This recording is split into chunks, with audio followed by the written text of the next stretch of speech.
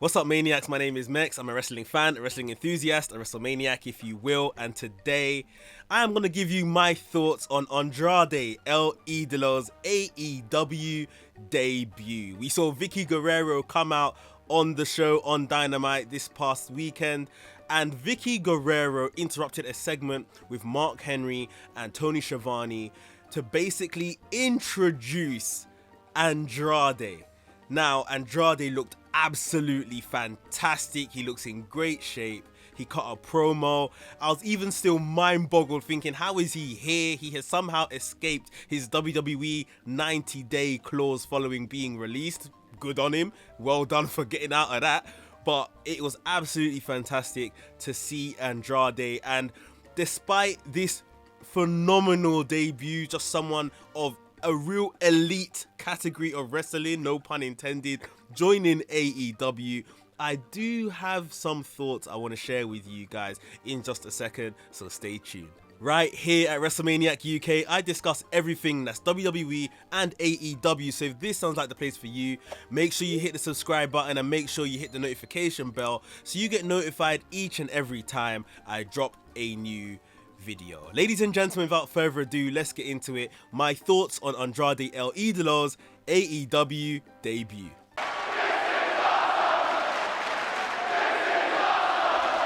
Right, so you guys know me. I'm not usually a negative Nancy at all, but I had two kind of issues with this debut. Now, the first one is, I guess, a bit out of the control of AEW somewhat.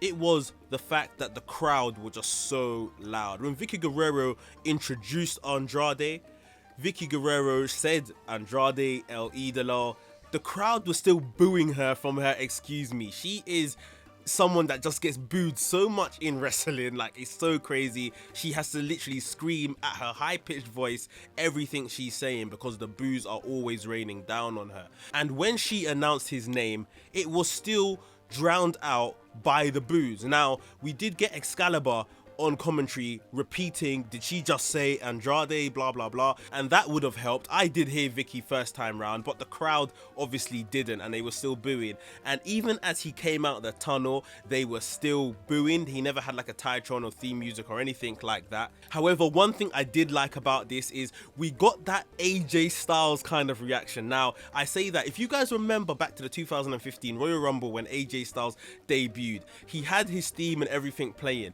but until the I Am Phenomenal came on the screen, nobody knew who this person was. And as we saw the I Am Phenomenal come on the Titron, you heard the screams, shouts and cheers get increasingly louder, and that was the exact same reaction when Andrade walked out of that tunnel. The shouts and screams and cheers got increasingly louder and people were losing their minds in the crowd, and that is what it's all about. That is what wrestling is about.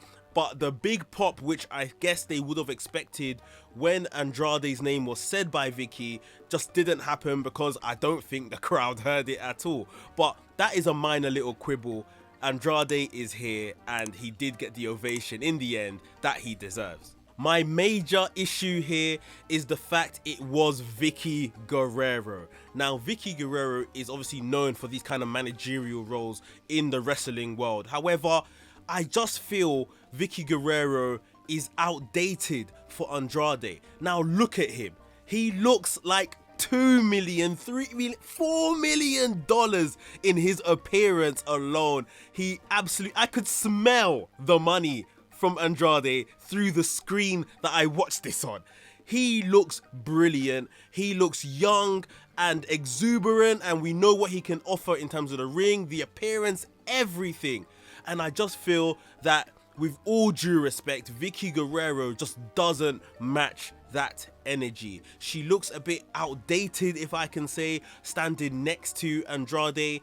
I don't want to be rude, but she could be Andrade's mother. You see what I mean? Like, she just doesn't look like the person that he wants alongside. Now, I know she's probably paired with him for English purposes, translation and all of that kind of stuff.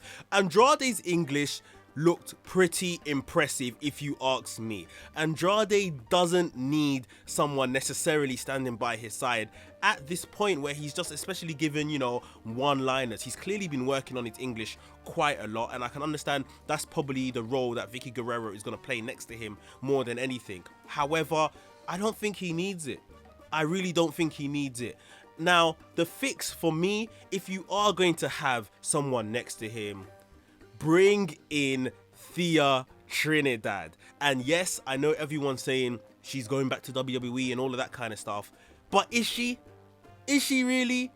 Has she signed a contract that we know of that is out there? Yes, she has been seen at the Performance Center, etc., working with Simone Johnson, The Rock's daughter, etc. But has she actually signed a contract?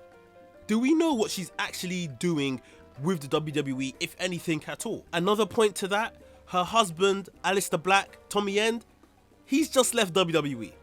So I don't really know what the incentive would be for her to go back over to WWE if that is the case. The incentive previously was her husband. He's not there anymore. So what is the incentive right now? Now, we could continue the whole Vicky Guerrero Andrade thing for a couple of weeks. Maybe when Andrade is trying to get his points across on the mic, Vicky interrupts him and wants to kind of speak on his behalf. He eventually doesn't like that and brings in his former business associate, Thea Trinidad, Zelina Vega, again to have that role, and that eventually kicks Vicky Guerrero to the curb. This situation can be saved, or like I said, we can remove Vicky Guerrero completely, just no managers at all, and Andrade just goes and finds his own way in AEW. If Thea Trinidad has indeed signed a contract to WWE and we are still looking for a manager, I do think that we do need someone that kind of fits the aesthetic more of Andrade, and that could potentially be Selena De La Renta, who has recently left MLW. Again, a young, feisty Latina woman who can fit that mold. Now, I know it will come with a lot of, oh, she's not Thea Trinidad, or she doesn't live up to Zelina Vega standards and all of that kind of stuff. That is a problem in itself, and yes, it will look like a complete imitation. But if they are really bent on doing this manager thing, please do it right. I don't think Vicky Guerrero is the person at all to bring him in and be at his side.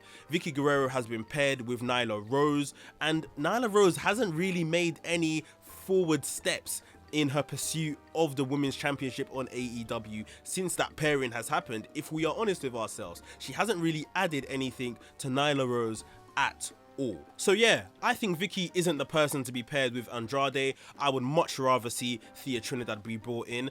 At the worst case scenario, Selena De La Renta is still a fantastic manager for those that watch MLW and are familiar with her work. Put Selena De La Renta, who's a free agent, alongside Andrade. I think that could work also. I just don't think the answer is Vicky Guerrero. But I am super looking forward to this Andrade run. Like I said at the beginning, the guy looks amazing. And I can't wait for some of the dream matches. Penta, Phoenix, Pac, Omega, the list goes on. Put down below in the comments what you thought of Andrade's AEW debut and the kind of matches who you're looking forward to him facing in the AEW ring very soon. I want to hear from all of you guys. If you enjoyed today's video, please make sure you give us a big thumbs up, and if you're new to the channel, welcome to the channel. Subscribe to the channel and hit the notification bell so you get notified each and every time I drop a new video. WrestleManiac UK signing out, and I'll see you soon.